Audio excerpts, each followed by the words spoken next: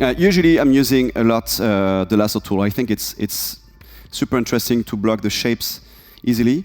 Usually I have a sketch. Sometimes I will take a photo with my phone of my sketchbook directly from the sketchbook, and I will put this in Photoshop in multiply mode and start to work from the background to the foreground. But I like the Lasso Tool because it's really a good way to nail the silhouette very quickly, very fast.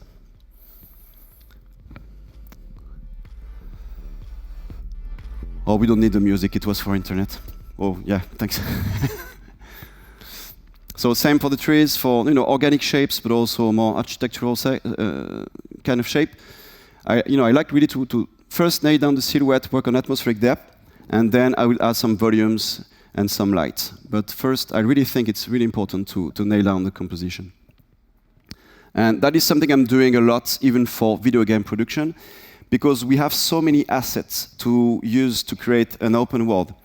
We need to reuse all these assets. So when you see a tower, you will see this tower almost maybe 200 times. So it has to be interesting in many different angles, and the silhouette of the tower has to be interesting. So this is how you define your landmarks. And you can have natural landmarks, you can have man-made landmarks, organic one, but you really need to work on the shapes to make sure they are interesting and not generic. And that's also really fighting a lot against all these procedural modeling tools when it comes to stylization. It's really cool to be able to use Houdini, for instance, to spread a forest, on a large distance. But I like to have an artistic eye on the way we create this distribution of the vegetation for the density, but also the shape of the trees, so they're interesting and have interesting shapes and lines, and opposition, between curves and lines.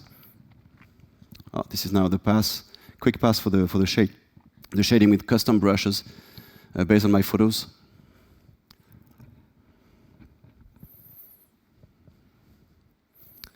Quickly painting the sky. So I would take, this one is, okay, it's a 3 minutes time lapse, so the painting would be 30 minutes maximum. Adding just some volumes in the hill to get more an idea of the depth. But almost everything is with the lasso until I do the lighting. Tweaking the values and the color balance, saturation to find an interesting color palette. Adding more saturation at the base of the sunlight to have an interesting gradient and not only one color, something maybe more yellow on the top and more orange, reddish on the bottom.